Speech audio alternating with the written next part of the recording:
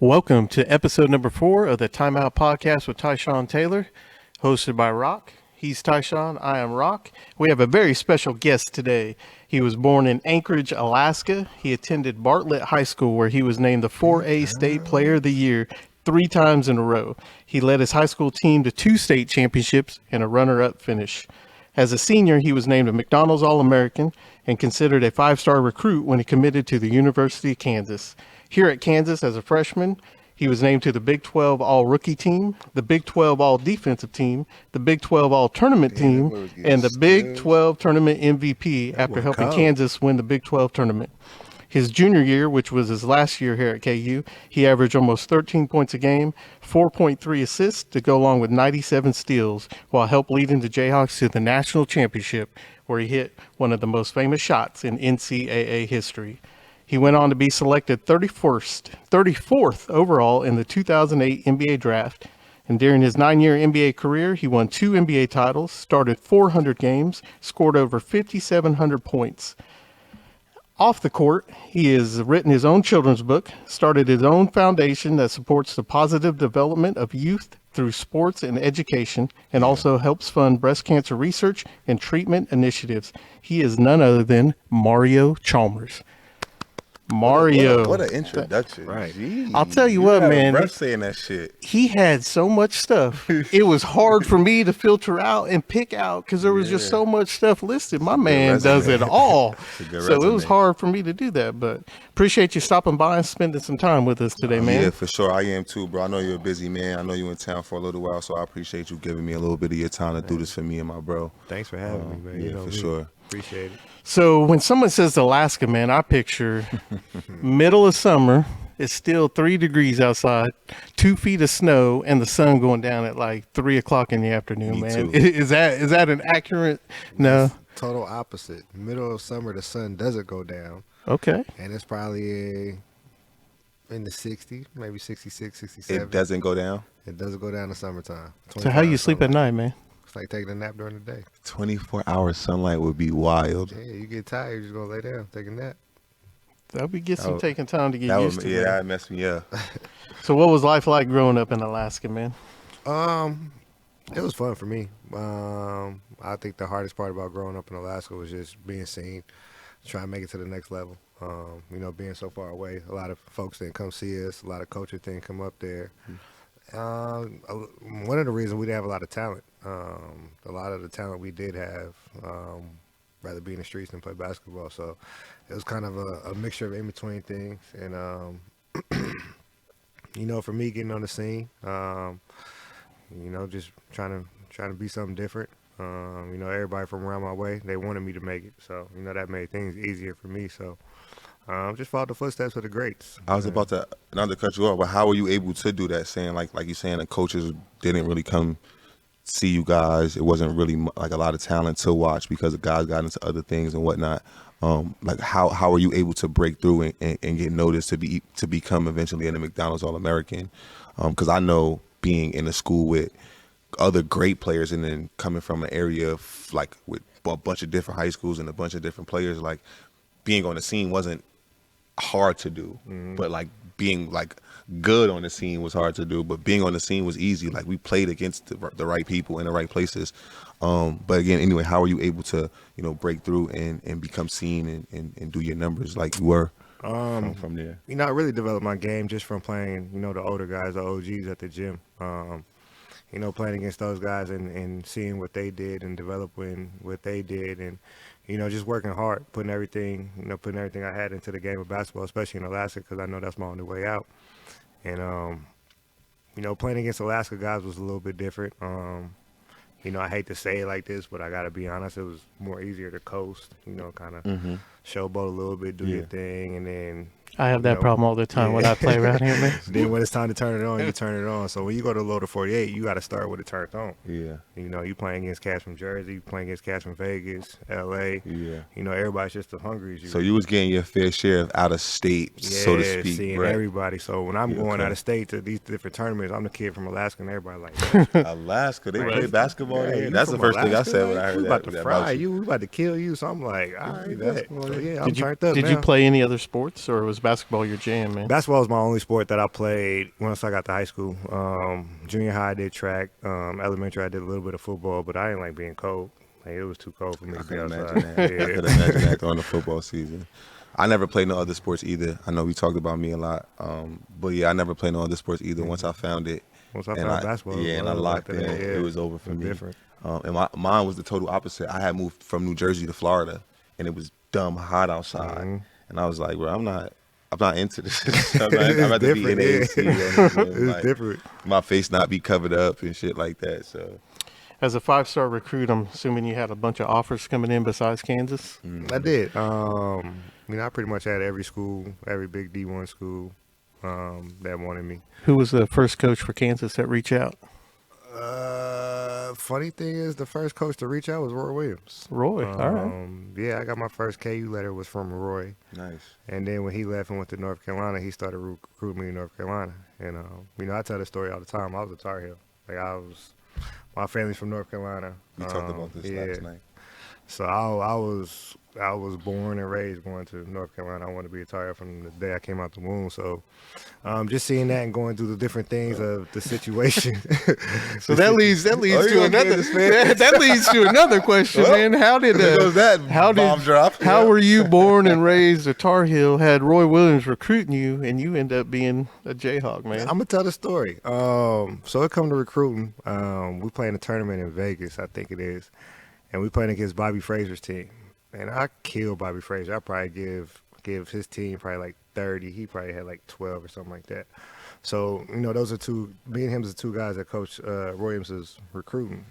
So we come to after the game. We had a conversation. He's like, Raymond Fellows probably gonna go pro. So if he go pro, we're gonna give you the scholarship. We're gonna offer that to you. So I'm like, all right, cool, bet. I'm gonna wait. I'm gonna chill. So I get home the next week. I think I get home on like a Saturday, and it comes Tuesday, and I'm checking Rivals, and I see North Carolina offers Bobby Frazier. And I'm like, what?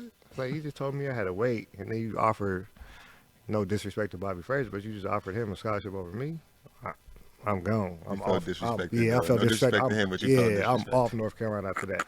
So after that, I started searching other schools. I've always been a Coach Self fan just because of the way he let his guards rock. When he's at Illinois, he let those guards rock. And I was like, man, being in a situation like that, it'd be dope. So started following him, started watching Kansas a little bit more, started watching Arizona, started watching Wake Forest, Georgia Tech. Those are like the schools I was really interested in. And, it came to take my visits. I took my first visit to Arizona. My host was Andre Iguodala and Mustafa Shakur. And like, for me, I'm trying to see the campus. I'm trying to see what's going on. Like, y'all want me to come here, show me around. They're getting ready for the draft. Yeah. In their mind, they're on to something else. So it's kind of like I'm sitting in the room with them and I'm anxious. I'm like, come on, bro. Like, show me something. Yeah, I'm from Alaska. Like, I'm trying to see something. Right. Got 3 days. Show me something. So we go through that. I sit there. I chill with the team. Like, they cool dudes. Everything is cool. And it just wasn't hitting home for me. It was just like, it's cool. All the guardsmen don't go to the league. So that's the only thing I kept thinking. And then I came to a Kansas visit. Aaron Miles, Keith Langford, Mike Lee. Different. J.R. Giddens. Different. From the moment I stepped on campus, I felt like I was already on the team. And I was like, how they was treating me, how they was talking to me. Like, I was going to class, just seeing different things, walking the campus with them. And then we came to the hoop session. And this guy named Nick Ba killed me in the pickup. Like, he was coming off screens, hitting everything. Like, I'm coming from Alaska. Like, we don't play no down screens. We don't come off screens. Like, give me the ball. I'm playing pick and roll. I'm going at you one-on-one. Nah, not at that level. They packing the paint. Like, they giving me a hard time. So I'm like, hold on. Like, this ain't it. So we come to the next day, and then I'm starting in my groove a little bit, and I start getting busy a little bit. And I'm like, okay, like, I feel here. And then after that, they was like, we took it hard on you the first day just to see how you react. And, like, we see that you didn't quit. I was like, damn, y'all put me through a test already. Like, as a not even committed kid, I'm not even thinking about coming here yet. And it was just like, already I could see that they wanted you to get better from the jump. From the moment you get to campus, we want you to be the best person you can be. And that was from the team. Yeah, not that's from the team. That's not from the from coaches. Players, so that's even a different type of level. Yeah, these from Aaron Miles, who's leaving next year, Keith leaving next year. All these people are seniors. So I'm like, Like, y'all not even gonna be here. Y'all still worried about who's coming in and what's going on. I'm like, yeah, that's different. So then I start going through things. I come back home after that. And I'm just like, only thing that was on my mind is Kansas. I'm like, Kansas. Had you ever been anywhere near Kansas No, before I that ain't trip? never been to Kansas. Never. I'm assuming you flew into KCI and then took the 40-minute drive over. Do you remember? Yeah, I remember that because I remember that drive, and I'm like, this ain't it. I was gonna say what.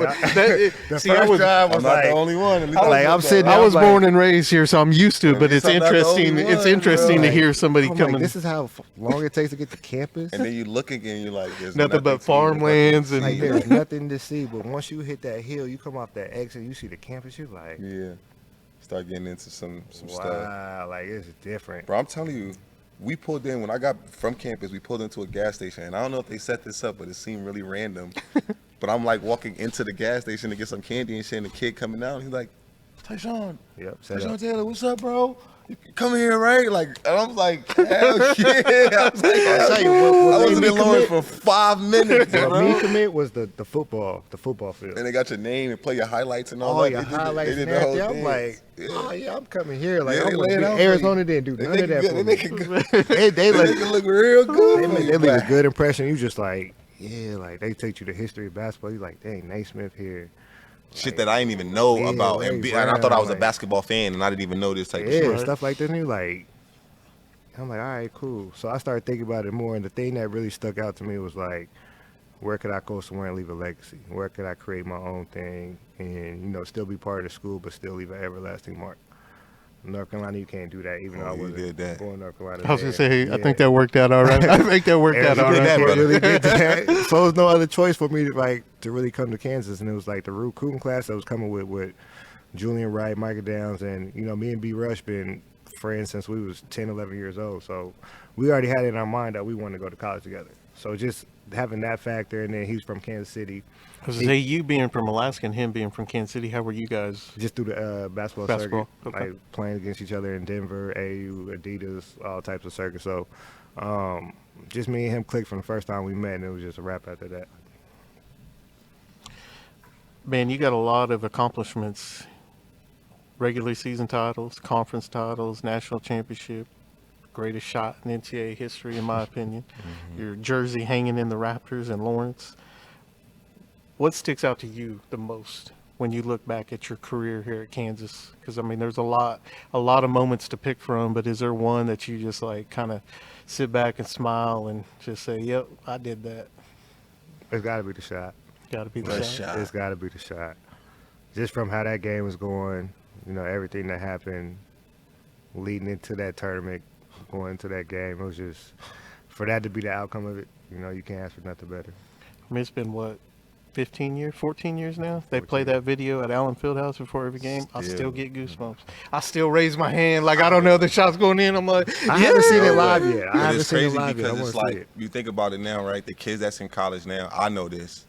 You was gone when I got here, but the kids that's in college now watched me play. They was kids, 8, was 9, 10 babies. years old. So when you hit that shit, they was 5, 6, Yeah. 7. But they are the ones that Still remember get it. the loudest when that shot's played because it's like their remember big how their brothers parents or their was, or parents their- or yeah, how it their was cousins would gonna talk about that shit forever.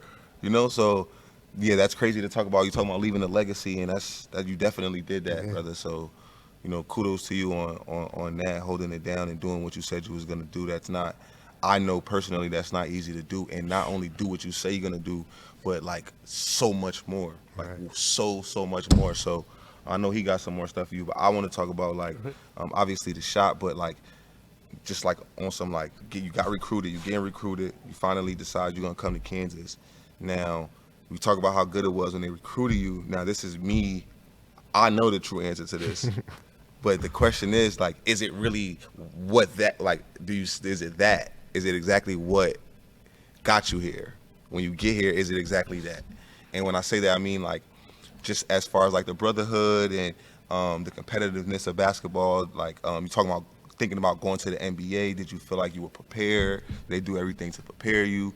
Yeah, because I think I think I always say this, like it was it was an even exchange for me, right? I came to Kansas to go to the NBA, and I got to the NBA, so it was an even exchange. And all the things that happened in between was like life, like we growing up, you a kid, you going through shit, so you get in trouble here and there, you do some shit off the court, you might get in trouble, and it may seem like the world's gonna end, but now at 30 something years old, you're looking back like I was just being a college kid, right? But I know, again, to go back to this, like Coach Self or tell you something sitting back and be like, hey, you could come here, it'd be the greatest thing, and then you get in trouble off the court, and it's like now he looking at you in a complete different, and it's a different conversation when you in that room now. Yeah. But like, how, for one, how did that help you, right? How did that help you doing all of these other things? But was it an equal match? Like when you came on your visit and you fell in love with it, and then you spent your 3 years here, was it what it's supposed to be? Basically, is the question. Like, did it match up? Did it reach your expectations? I'm not gonna lie, it exceeded my expectations looking back on it. But like when you're going through it, you have moments of doubts. Oh, I know I did. I can speak for me personally. For sure. I'm with you on that. My freshman year, we went to Maui. We played Arizona. I couldn't get the ball past half court. And I'm thinking to myself, like, yo, I'm not good enough to be here. Like, I don't know what they saw in me, but I don't see it. Yeah. So in my mind, after Maui, I'm transferring. Like, I'm leaving KU. I'm going somewhere else because I'm not good enough. And the only thing that stopped me was like Coach Shelford didn't know none of this. My dad didn't know about it. I think I had mentioned it to my mom, but that was it.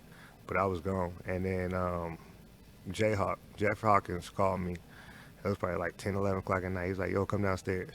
I'm like, man, I'm in bed, bro. I'm chilling. I'm on the game. Like, I'm chilling. He's like, nah, I got to talk to you. Come downstairs. I was like, all right, what's up?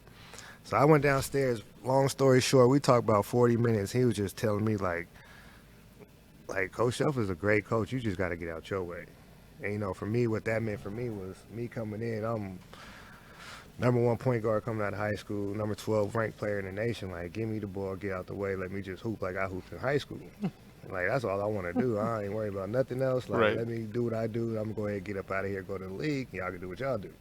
So we wasn't on the same page. Rich hurt the team, hurt me, but it didn't hurt Coach Shelf.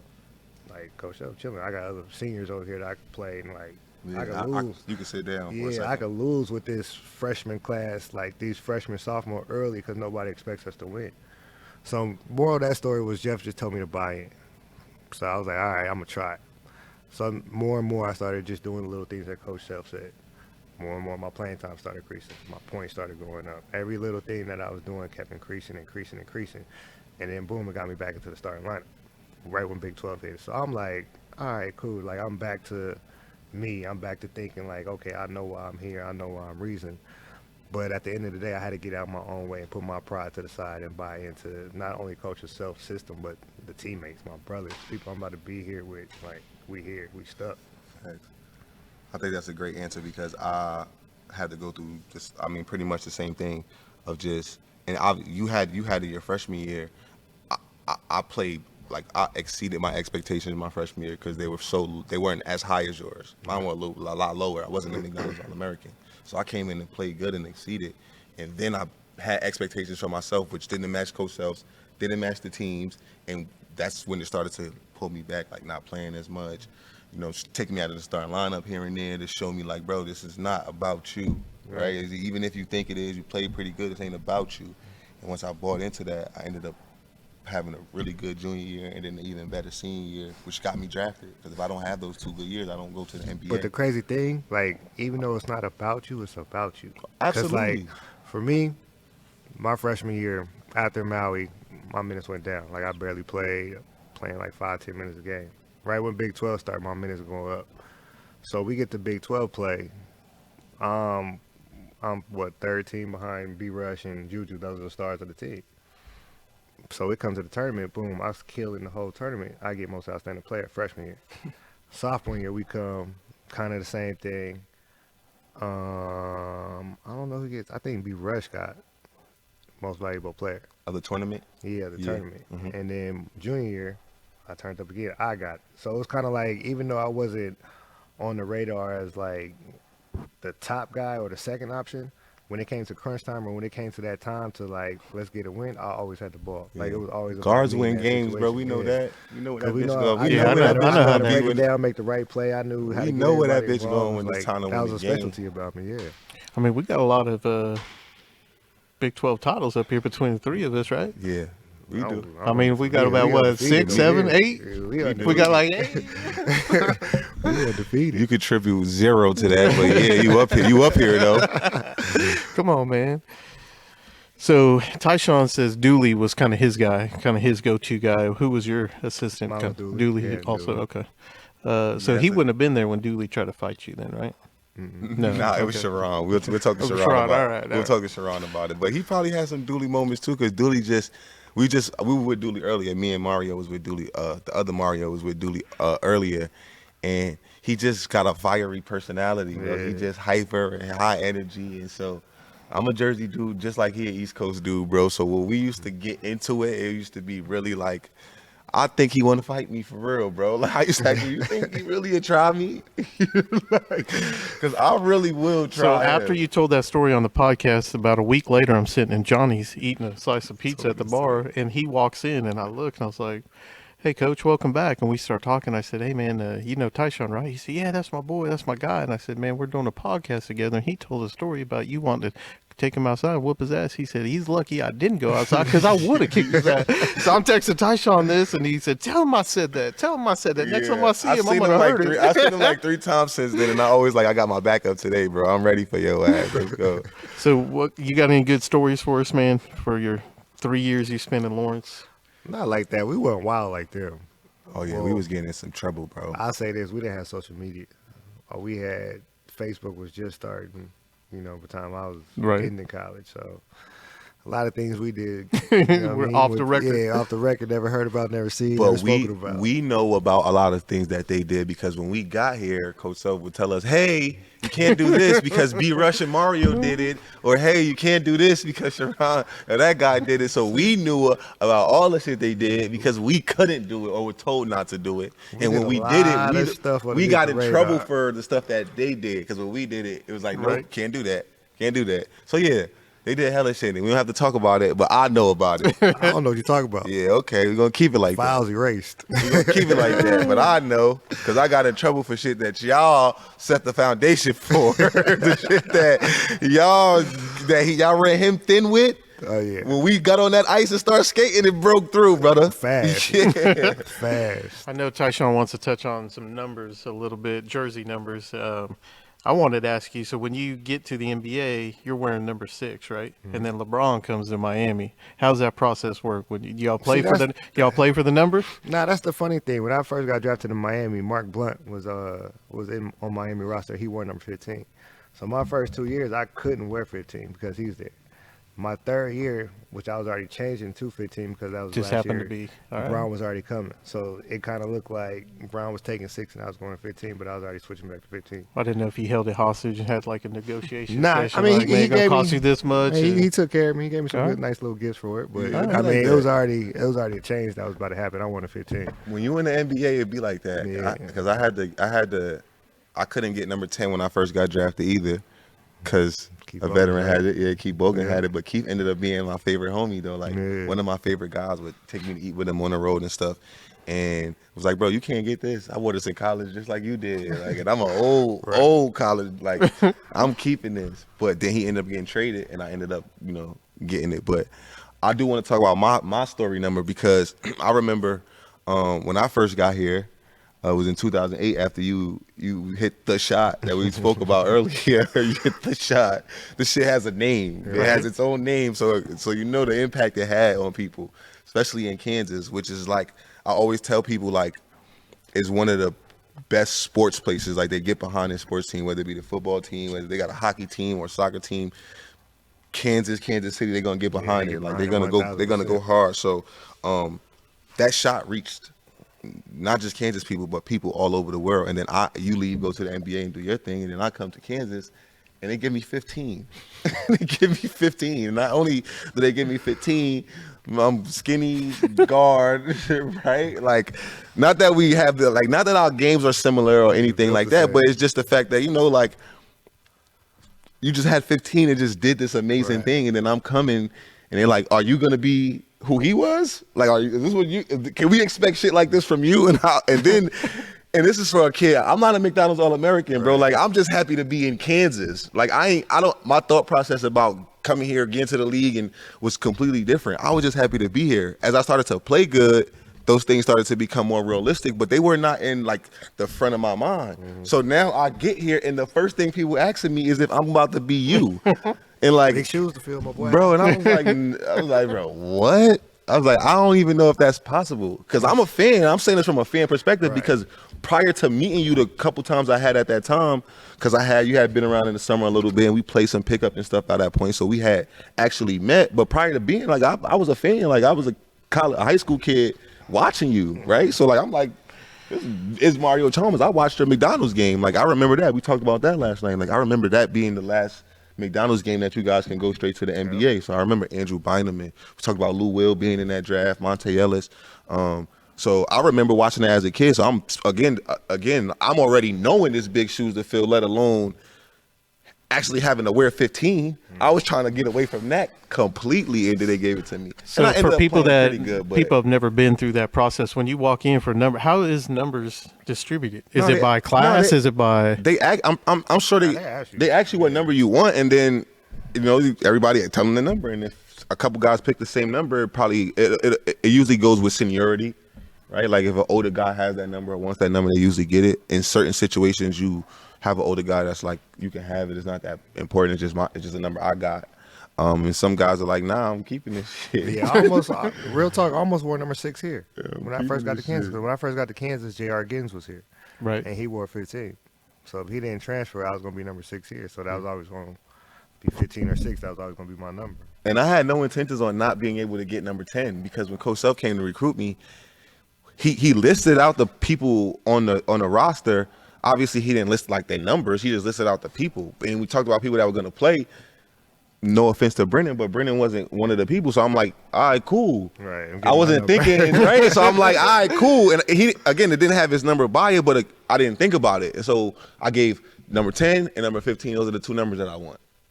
And 15 only because I had it in high school for the same reason. The older guy had 10 and I couldn't get it. And he was like, yeah, go to my locker. It says 15 Taylor. I'm like, damn, we ain't even discuss. We ain't even discuss it. We ain't even get a chance to talk about it. Like, I should just say 15. Okay, cool. I'm going to hold it down. I'm going to do it. Whatever. I got this. It did put a little bit of pressure on me. I thought about that. Other people ain't probably think about it, but I got that question a few different times. Like, bro, are you about to eat? I'm like, no, bro. So when you get to the NBA, man, what was NBA life like compared to college life? One question. Yep. Your draft process, bro. I remember watching the draft that you got drafted in. You were sitting in the green room, and usually when you go to the green room, you're like a lottery pick or a first round guy. You ended up slipping like a couple of rounds in the second round. Now, did you think you were going to be a first round? Did you get talks about it? Were you like assuming that you were about to walk that stage and shake?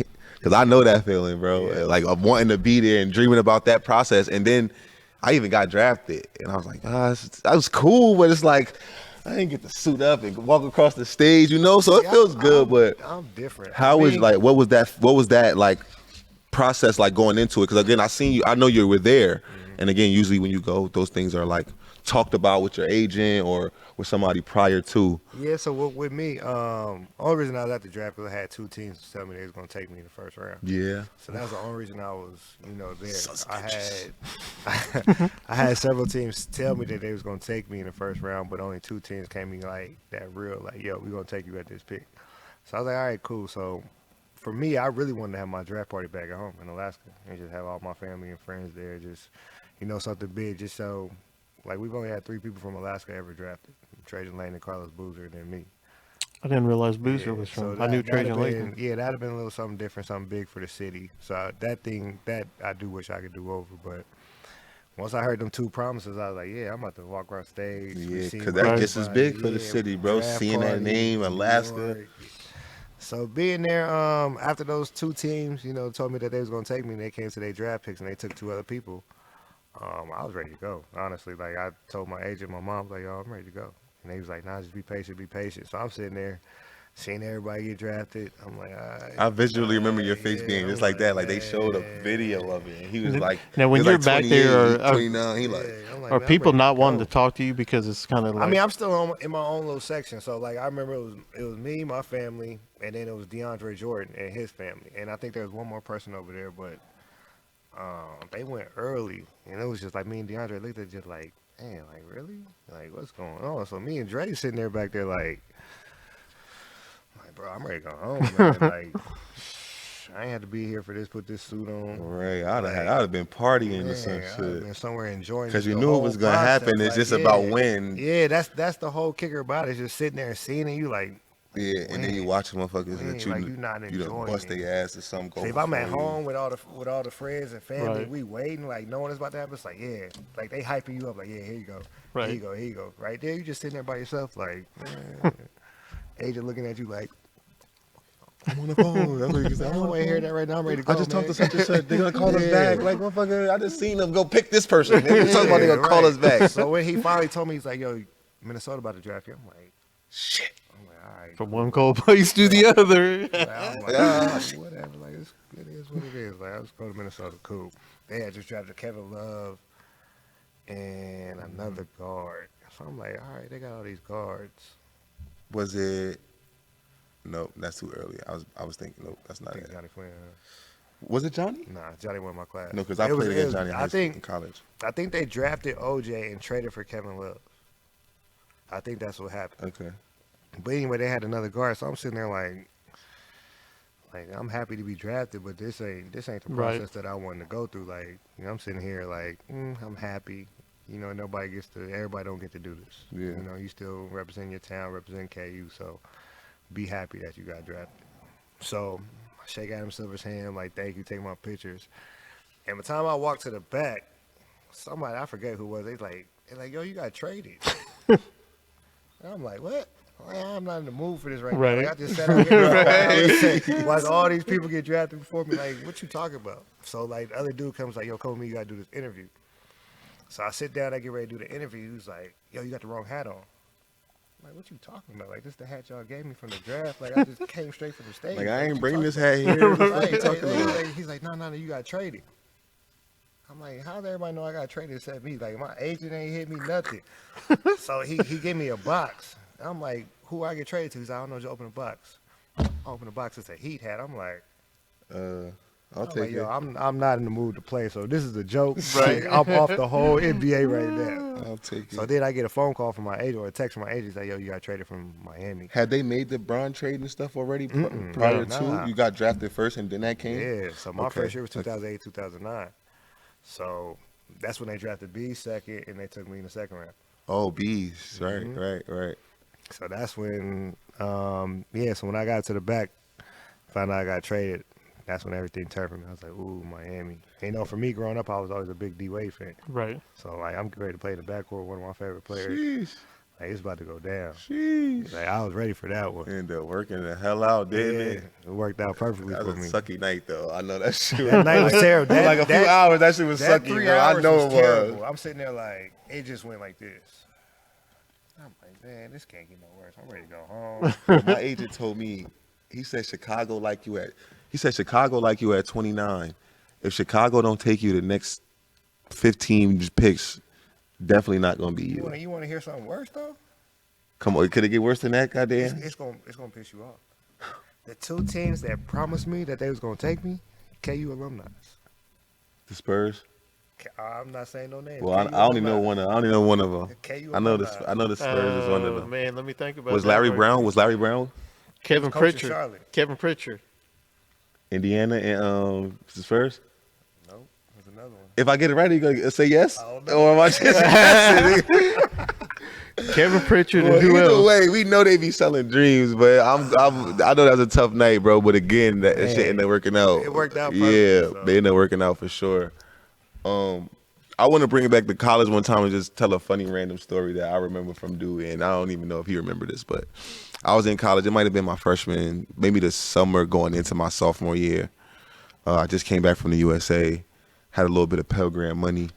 Rio, he probably know what I'm getting at now once I said that. But I had a little bit of money in my pocket. Just got a Pell Grant, made some summer money from playing over.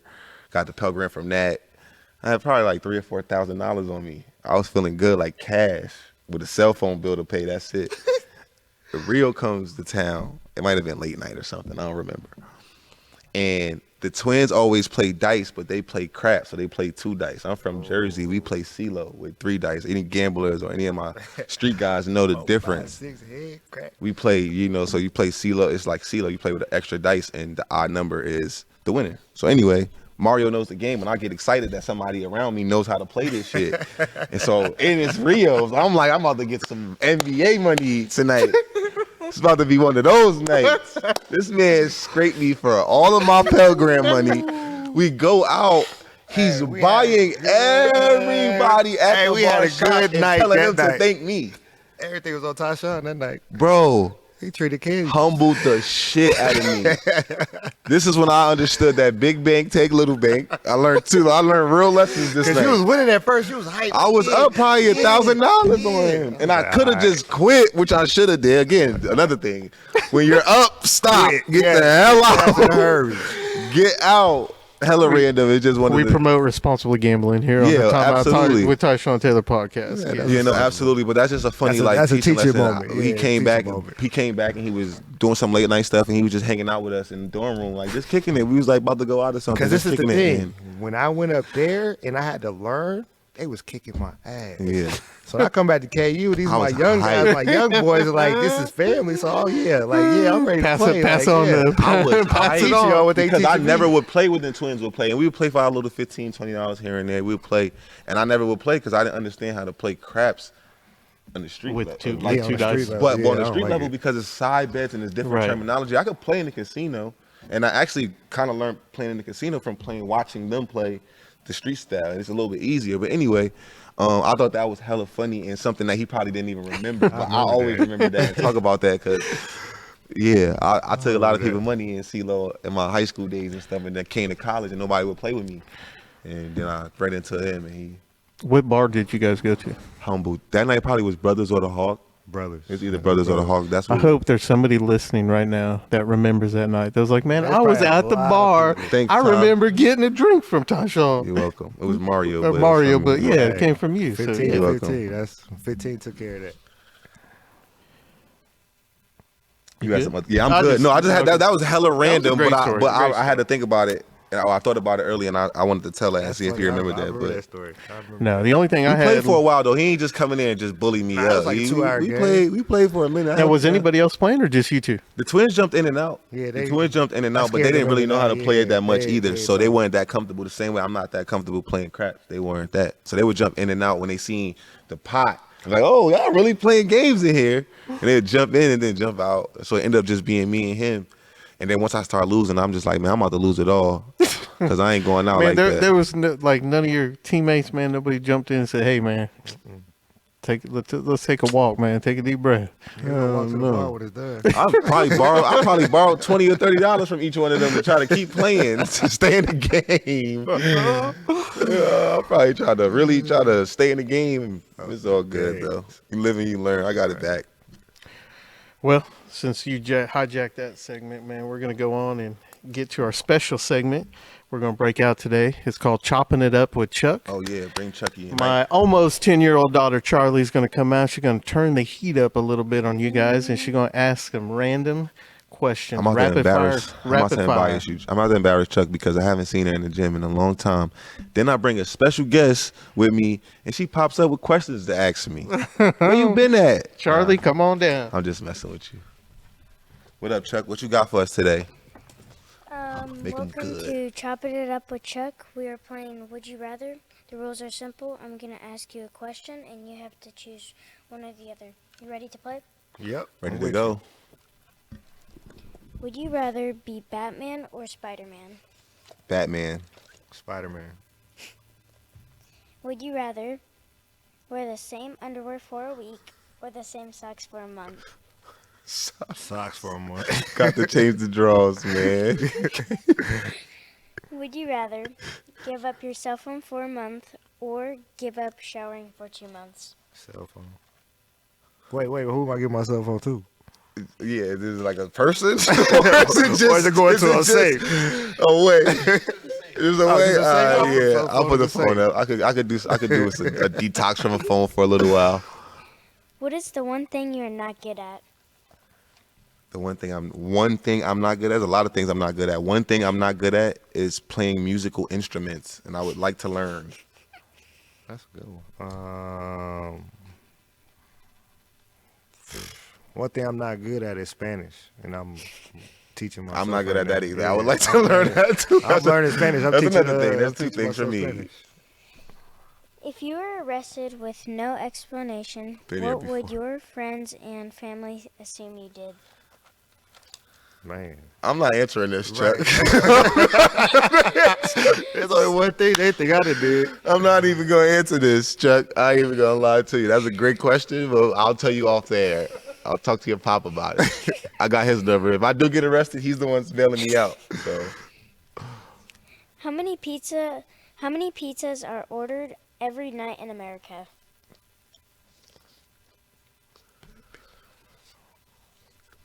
$150,000. Over 1 million.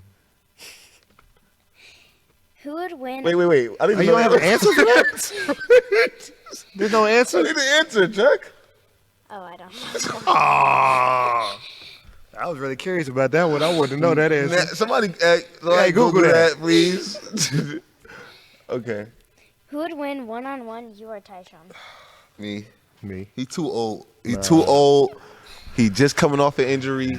Injury He 5 hurt. years. I'm in the gym every day. I'm back. He little. I'm a big guard. Go look at the one-on-one versus Frigga, how I destroyed I him. ain't Frigga, baby. I'm I know you TY, baby. Tyshawn Taylor. Different island. Nah, I don't know. I really respect Real Game, one of my favorite players. So Thank you for playing Chopping It Up with Chuck. We'll see you next time. See ya. thanks, Chuck. That was good. Chuck, you got to find that answer out, though. I Yeah, need to Chuck. know And how don't be many asking me pieces. about my personal life, because if I get arrested, I'm not telling you about it. So a couple quick things on there. One thing you're not good at, being on time. And the other thing, I got no response. I got nothing. Hey, I got nothing. the other thing is you butt dialed me at 6:30 in the morning the other morning, and that was the first thought that went through my mind. Man, this dude called me because Did you he get for needs that question? because he needs me to bail him out of jail. That's the only reason he called me at 6:30 in the morning. People what I really was doing up at 6:30 in the morning. I was up training my high school team, getting ready to become a coach. He was, because when I getting picked busy. up, I could hear basketballs dribbling and I could hear him yelling already. I was Yeah. like, man, it's 6:30 in the morning. Leave them kids alone, man. Now we got to get better. We got to get right. Are you done? Are you questioned out? Yeah, I'm You questioned done? out. I'm done. Yeah, that was great, man. Again, I want to thank you, Rio, for pulling up and doing this for me, for us. Always. I want to ask you about your foundation. We talked a lot about basketball, about your career. I want to personally know more about your foundation and want the people who ever listening to know more about your foundation and how they could, be a part of it or help and do any things. Because as I go through my transition from not playing anymore, I'm figuring out how I want to make the impact in other ways. Obviously, I want to still get back to the game, but we've been so locked in on just being the Working best out, basketball yeah. players that we can be and being the best athletes Gotta and shift your things focus. like that. Yeah, I just want to, try to make an impact in another way. And I think that's a great segue to you explaining what your foundation is. Yeah, for me, I started my foundation in 2010, the Mario V. Chalmers Foundation. Like they said earlier, we do the research of breast cancer, and you help with everyday process that they're going through, and then youth initiatives, whether it's basketball camps, reading events, school activities, book bag giveaways. So we did a lot over the years. Right now we're in the process of rebranding it, reprogramming it, and making it stronger. We're coming up on another anniversary, so definitely want to do something special. But for me, it was all about just giving back to the community that gave so much to me. Being from Alaska and coming to Lawrence as a first stop, and just being welcomed into this community, and seeing how many lives I touched just through basketball, and seeing how we affected everybody through our everyday lives, and just being an inspiration to people. So for me, it was a no-brainer just to start something here and give back. So for me, I started with basketball camps. That was the first way I did it. And then eventually I opened up my own wing in the Lawrence Memorial Hospital. That's tough. Yeah. That's really tough. Yeah, in the Didn't know wing, that. we got everyday things for breast cancer patients, breast cancer people that's going through chemo. Got scarves, wigs, just everything, whatever they need. That's in the here. hospital. That's in Yeah. Lawrence Hospital. Yeah, at Lawrence Memorial. So Nice. So if we have some listeners out there that would be interested, go in by and check it out, man. Go by and take some pictures, have some fun. It's a good place, safe place. That's Go there, dope. bring a smile to everybody's face. It's a good place. if there's some listeners that want to donate and help out, is there a way for them to help? Yeah, go to mariovchalmers.org and go to the website. You can donate on there. Just click the link on there. I'm sure we'll get a few donations. I know we don't got many followers yet, but I know that's something that touches all of us, cancer, and want to help people with that. So I'm sure anybody that is listening will be, will at least go, look at it and check it out. If not, Check it out. donate something. So, yeah, again, I just want to thank you for doing that. Is there any basketball things that people can be seeing you? Are you still getting out there? I know you're doing some big three stuff, and you're doing some balling against some of them YouTube hoopers and stuff like that. I know you. Can we go on the net and check you out? Just kind of follow the process a little bit, or what's going on? You still getting out right there? Right now in the waiting process. Trying to see what's out there, what's going on. You played overseas with my boy Rio. Was that last season or that was 2 seasons ago? 2 seasons ago. We was in Yeah. Greece together. Okay.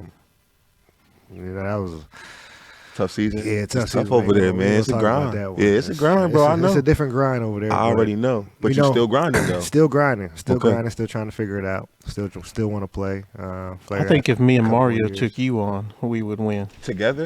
yeah. Oh yeah, for sure. yeah, that's All right. easy. Me and Chamberlain. And Oh, come different on, ball man. game, huh, Come on, Chamo? Yeah, because you You can't guard him, bro. You're not gonna tell them about the time I made like eight This threes motherfucker in talk a row. about that shit all the time. It's probably like 4 or 5. No, but man, it was 8, dude. I look like Clay Thompson, man. You People swear walking you by like, Clay. is that Clay over Can there? we end this now? I think, Mike, we good now. Once you start talking about his hoop dream, we cut. Mike. Nah, for real though, bro. Thank you. I appreciate your time again. I know you're busy. Always. Chuck, we appreciate you and your questions. Rock, you know you're my man. I appreciate you getting this thing situated for us. Bazooka Mike on the 1s and 2s back there. We appreciate you, brother. Stay tuned for episode number 5 coming out. I think we got another sneaky Chuck question. No, somebody Googled it for her. Oh, how many pizzas? Over 8 million pizzas ordered in the United So I States was right. Every night? Yeah, every night. I was right. You were closer. You weren't right. You said 1 million. I said over 1 million. Yeah. So it's over 8 million. It's still over 1 million, right? Motherfucker, that's 7 million away. You wasn't close. I said over 1 I million. was closer. I think the Over majority. a million. I think the majority of Americans solved this problem by going the Price is Right rules, right? What was that? And he would have been closer without going And over. that shows how old you is. We only watch The Price is Yeah. Right, man. You We up there cutting for this shit. that It's just showing your age to the people.